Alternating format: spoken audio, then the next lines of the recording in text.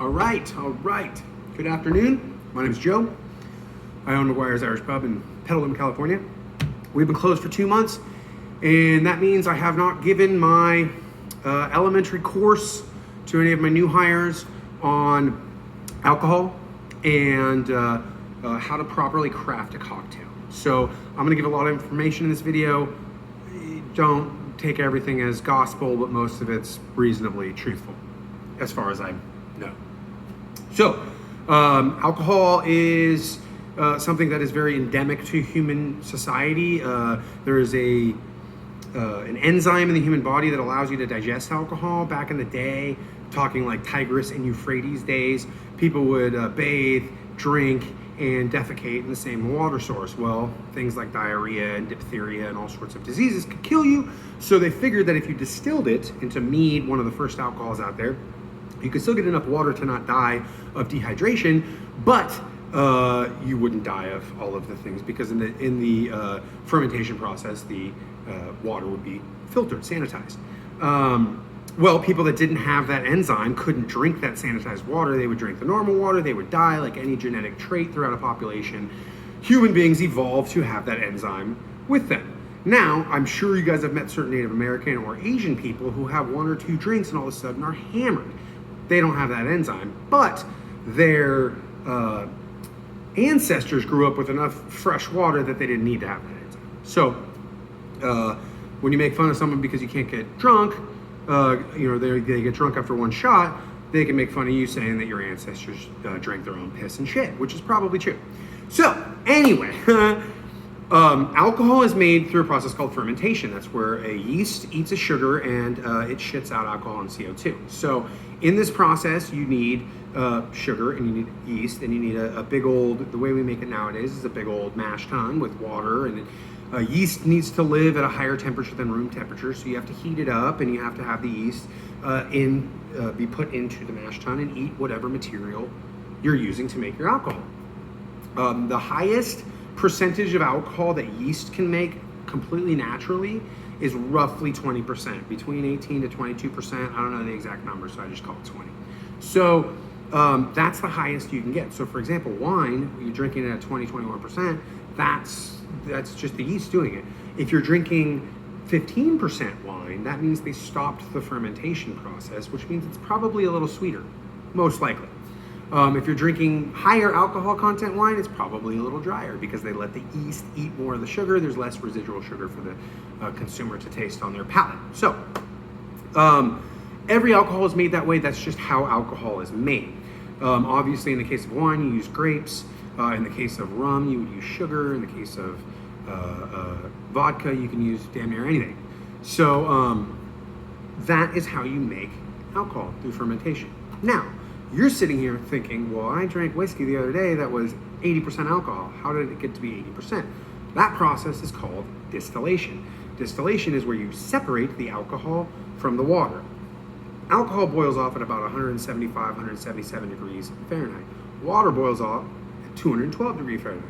So you raise the temperature in the mash tun above the 177 threshold, but keep it below the 212, and the vapor, the alcohol, steams off. That's where you get spirits, wine and spirits. Then it goes into a coiling tube that cools it back down and it recondenses. So it goes from liquid to gas back down to liquid. That's how you separate the alcohol. You can get 95+% alcohol doing that, okay? So in that process, there is a couple of things you have to be wary of in the distillation process. First of all, alcohol doesn't, I don't know why, but you can't drink all of it throughout the stages of distillation. So it's kind of like a bell curve. There's a beginning part that'll kill you because it's astringent. There's an end part that'll kill you like a rubbing alcohol. And then the middle part is what human beings drink as spirits, as liquor. So the first part's called heads, the last part's called tails, and the middle part is called hearts, okay? And what a distiller will do is they'll change when the alcohol is being recondensed, it'll go into a valve and they'll be able to change it and redirect it to 3 different bins. They'll have a bin that'll be the heads, and then a bin that'll be the hearts, and a bin that'll be the tails. And so the distiller will taste and change where that goes. The hearts is what we'll drink. You can use the other heads and tails in industrial purposes, rubbing alcohol. There are uses for it, astringents. So that heart is what we drink. Now, if you've ever drank Jameson, it's triple distilled. Tito's 6 times distilled. How they do that is they run that distillation process again with only the hearts. And so they cut a little bit the heads and tails off. Then they run it again and again and again. And so you get a smaller volume of spirit doing that. You're discarding some of the spirits and just the cuts you're making. But the spirit that you get in that final hearts is high quality. That's why when you go to a bar and you order a well drink, you're going to get a lower quality alcohol typically, and that's going to not be as good. The higher alcohol has been distilled more times. A lot of the impurities have been taken out because in those cuts, if you get the first heart, there's a little bit of each one of those bad things in there. So the more they can cut it down, the more you're likely to get nothing but pure spirit. So that's how distillation works. Now, what you do with that distillate product pretty much and what you made from the fermentation, what kind of sugar you used to make, dictates what you can call your alcohol, okay? So it's what it's made of and then what you do after you distill it. All of these types of alcohols, tequilas, bourbons, scotches, Irish whiskeys, anything that has a label like that, that's a very specific label, must be adhered to like governmental guidelines on how to make that. You can't call yourself bourbon unless you do specific things. And if you don't do those specific things, you can't call yourself bourbon. You can't sell something that has a label that says bourbon. The government will not give you the right to sell. And the right to sell, as far as the government is concerned, is that little barcode right there. It's called an SKU. You put that on your label, it's given to you after the government realizes what you're actually making. So, we're going to talk about what you make, what you actually use as the sugar, and then what you do with the product afterwards. So, in the distillation process, vodkas, gins, and rums typically use what are called continuous stills. They're very tall and skinny. I'm sure you've seen something on TV, okay? Those stills run that heart of heart to get the best quality spirits continually. Continuous still, right? So you can run those. They're also very tall. So in the case of gin, you can add the juniper that the vapors go through to give gin its aromatic flavoring and scent, okay? Vodka is considered a neutral grain spirit, meaning you can't really taste what the sugar was in the fermentation process because it's been distilled so many times. It's neutral, has no flavor, okay? Gin is juniper infused, obviously, and then rum comes from sugar, okay? You can make vodka out of anything, okay? You can make vodka out of beets, you can make vodka out of potatoes, corn, whatever. As long as you distill it enough, you can make a neutral grain spirit. Not a big thing. Rum has to be made out of sugar. So, and then gin, obviously you have the junipers in there. Now, for cocktail making at home, gin is, in a martini, it is stirred, not shaken. Vodka martinis are shaken. The reason behind that is that gin drinkers tend to like the taste of alcohol. Gin drinkers tend to like the smell of alcohol. So if you shake it, you're going to bruise the liquor, or you're going to make that liquor not as aromatic and not as flavorful. Vodka drinkers, on the other hand, don't like the taste of alcohol, so you can shake that shit down until it's white, put it in a martini glass, they're going to be happy as heck. Now, James Bond was a gin martini drinker, and that's why he had to say shaken, not stirred, because gin martinis are stirred. So that was while people think that's a cool thing to say, he was legitimately giving directions to the bartender on how to make his martini. So anyway, also gin tends to have more alcohol in it. If you look at Bombay Sapphire here as an example, it has 47% alcohol, which is 94 proof. You always double the percentage to say what the proof is. Tito's, by contrast, is 80% alcohol. 80 proof, 40% alcohol. Now, on all liquor bottles, it'll have how much alcohol is in it, and it'll have its proof. The word proof comes from the Old West. People used to bring their homemade backyard moonshine down to market, and they could make it taste like whiskey all you want, but they wanted to be able to prove how much alcohol is in there. So you put it on a line of gunpowder, light that on fire, depending on how it burned, proved that you were making real alcohol and not trying to get over on somebody, okay? So, we know about vodka, we know about rum, we know about gin. Tequila. Tequila sucks, but some people like to drink it. So that's just my own personal opinion. I'm not a big fan. So tequila comes in two different forms. You have 100% Puro de Agave and you have made with blue agave, okay? All Well Tequila, Jose Cuervo, some of the bullshit brands, made with blue agave. Don't drink those. Those are tequila flavored rum. Those are disgusting, okay? What I'm gonna be focusing on is the 100% Puro de Agave, your Cazadores, your Casamigos, your Patrons, okay? Those are regulated. So in order to get that SKU, that little barcode on their bottle, they have to be made 100% from agave nectar from the Jalisco region of Mexico, and they are distilled and put into a wax-lined stainless steel vat. If they are put into a bottle right away like Patron Silver, that is fine. If they are rested in oak barrels for 3 to 6 months, then it's Reposado tequila. Over a year in oak, añejo, okay? And then extra añejo, 2-3 years. Sometimes it'll have an age statement on the bottle as to how long it has been aged, okay? Those are all good tequila, good quality products, because again, it's been made from one sugar in the fermentation process, and it's been distilled down to the hearts of that one sugar, and it's been aged appropriately and bottled, and it's all regulated. The stuff that says made with blue agave, that's basically, like I said, tequila flavored rum, which is just going to give you a headache. It's just crap. You know what I mean? So, and on a side note, rums in general, I know they're kind of hot nowadays. People think they're aged rums. That's great. Aged rums we can talk about, but silver rum, it doesn't matter if it's the worst of the worst or the best of the best. It's all the same. Pretty much. It's all the same. And Bacardi doesn't say 9 times distilled. You know what I mean? It doesn't. So it's, what's the difference between that and the stuff at the store? Dude, I don't know. And it doesn't say on the bottle. If there was something different, it probably would say it on the bottle. Okay. So that's all I'm going to go into about tequila. If you are looking behind me at my Irish Pub's back bar, which all these bottles are covered in plastic since we've been shut down for 2 months, but we shut down on St. Patrick's Day. Thanks for that. Corona. But we have a lot of whiskeys, because whiskey is what we do here in an Irish pub. So whiskey has a lot of different caveats to it, okay? But all whiskeys have to be made from one of 4 different things, okay? Corn, wheat, malted barley, or rye, okay? Every single whiskey in the world will fall into these categories, okay? Now, we're in America, so I'm gonna start with bourbon, okay? Bourbon whiskey, and I'll find something that I like. Let's go with the Maker's 46. It's pretty empty, that's how much I like it, okay?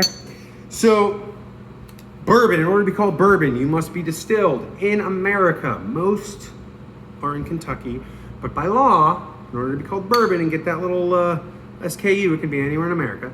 You must be distilled anywhere in America. You must be 51% corn in that mash tun. You must be barrel aged for a time. Now, there's a lot of debate about that in bourbon specifically, because it's not very specific. I have heard the head distiller from Jim Beam say, you put it into a barrel, you walk this far, it's been aged for a time.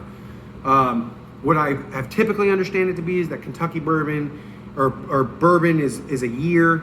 Straight bourbon is 2 years. So if you see the word straight, that means just double aged.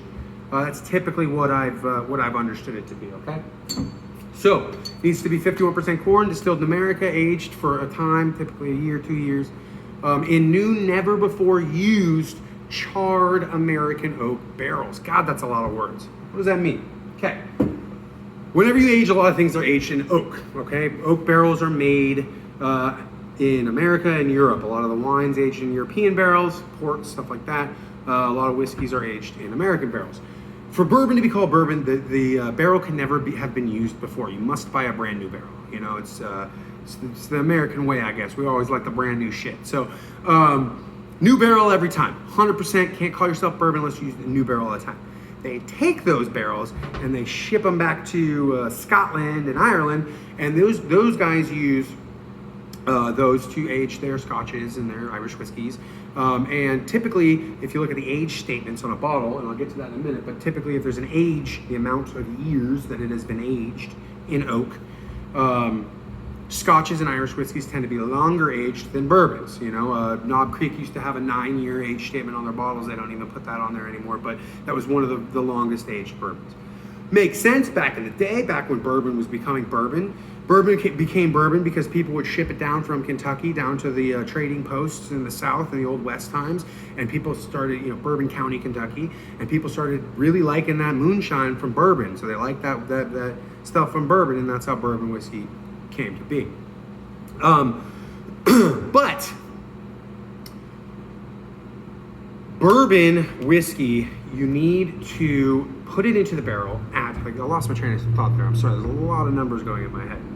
You need to put it into the barrel at 120 proof, meaning it has to be 60% alcohol, minimum, okay? And to bottle it, it has to be a minimum of 80 proof or 40% alcohol, okay? So those are the parameters to make bourbon. Made from 51% corn, distilled in America, aged in new, never before used charred American oak, put into the barrel at 120 proof minimum, bottled at 80 proof minimum, okay? Those are the rules. And when I say charred on the barrels, in the barrel making process, you're basically making wood wet, and then you're molding it with these, rings, and then you use fire to dry out the wood. Well, in that process, sometimes the middle of the barrel explodes with fire, and you get a nice char on the inside of the barrels. Some people like that, some people don't. Bourbon, it has to be charred. That is one of the parameters for bourbon. Okay, so now we know about bourbon. Now we can go into some of the other whiskeys that are less American, okay? Scotch and Irish whiskey are very similar in that they're made on an island way the fuck over there. They're both made from typically malted barley, okay? Scotch whiskey differs in the way that Irish whiskey is made, is that the malted barley, and when I say malted barley, you take barley, you put it in water, okay? It starts to gestate, like if you put a potato on your windowsill, right? That's what you use as the sugar in the fermentation process. Well, when you take it out of the water, what the Irish do is they put it in the mash tun, they let the yeast eat it. What the Scotch do is they dry it out first, and they dry it on these big old kilns that they feed with peat moss, which is a local Scottish weed. And that gives Scotch a more smoky flavor, okay? But they're by and large, Irish whiskeys have a nice malty, sweet flavor to them. Scotch whiskeys have that smoke back to it. Now, within Scotch, there's a subset of Highland, Lowland, Islay, and Speyside, all of which have different characteristics. If you like Scotch, you probably know more about it than I do, but I would say go for the Speyside or the Highlands if you don't like Scotch. Okay, Lowlands and Islay tend to be very heavy, very smoky, very dark. Highlands and Speyside, which is a subset, it's a region of the Highlands, tend to be more fruity, less smoky, and lighter in color. So I'm a Highland Scotch fan. I'm not really an Islay guy, but there's also rye whiskey. Rye whiskey is made in the United States a lot. It's also made in Canada.